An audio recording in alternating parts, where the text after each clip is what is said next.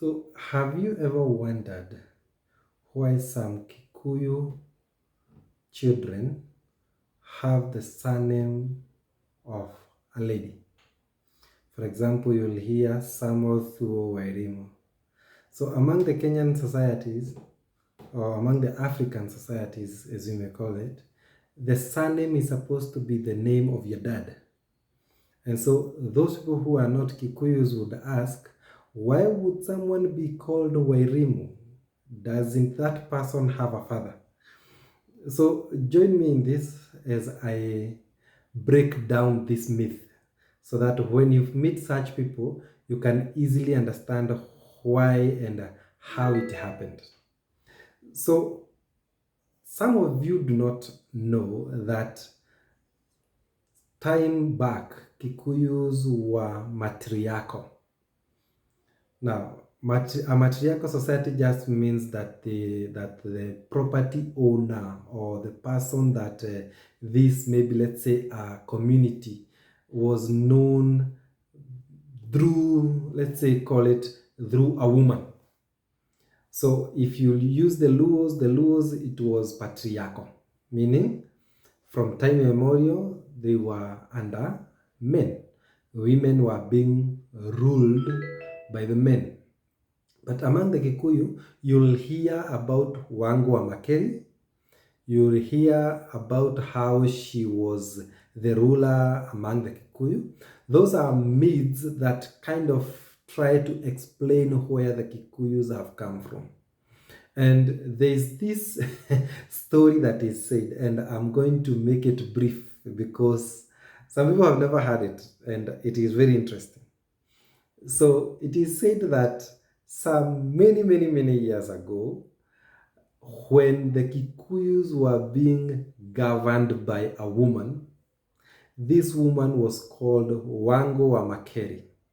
And this lady was stunned. She was a ruler. So for her to have done this, she must have been very strong-willed and with quite an ego. So one day, the men decided that they needed to change this. They needed to come out of the rule of a woman. So for that reason, they had a plan. Remember, these are a myth.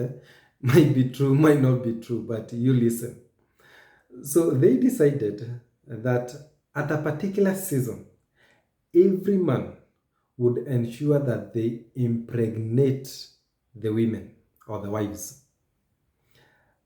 The reason why they did this was they realized that the one time that a woman is most vulnerable is when she's giving birth.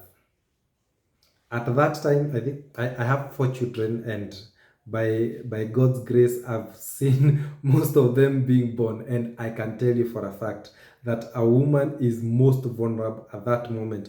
Whatever you do to her, she will not be able to retaliate. So back to the story. They decided that every man would do his thing and all the women would be pregnant. And true to the word, they did it. It's a myth, yeah? So when all the ladies were pregnant, 9 months came and they needed to give birth. Now, among these women was Wangu Makeri. She was also pregnant, and at that moment, or the moment that they were giving birth, all the women were vulnerable. That means the men had a good chance of taking over the reins or overthrowing the government. So if you thought that coups started yesterday, then you'll be shocked. Coups started among the Kikuyus, it started back then. So when they were giving birth, the men woke up and took over the mantle.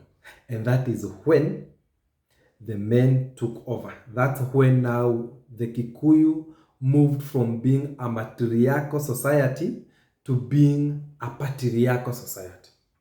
So moving on from there, every child that was born, they would have the third name being of that of the father. So you would ask yourself then, how come today we are having some men who are having the name of the woman? Well, with that background in mind, then you would not be surprised to see some men taking the name of the mother because it is not something that's strange to them.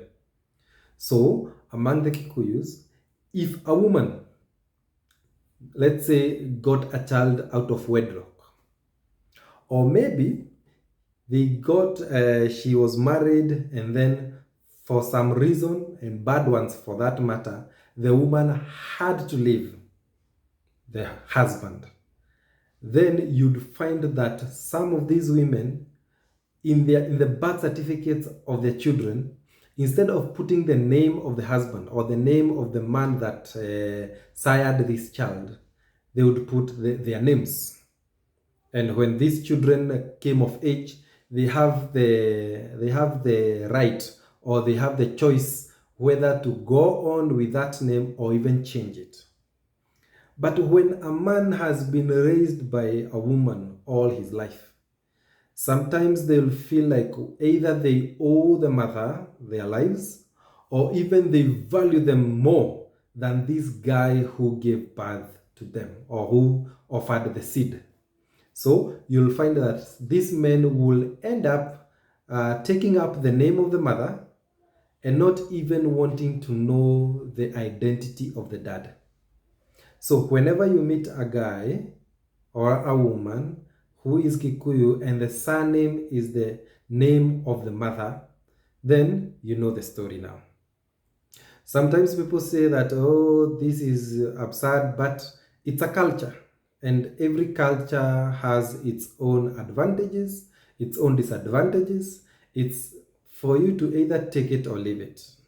At the end of the day, now you understand why some men or some women will have the surname being that of the woman. Just to even reiterate this same point, in so many societies, let me use the Luo culture because it is maybe well known to many, or even, I won't use the Kamba.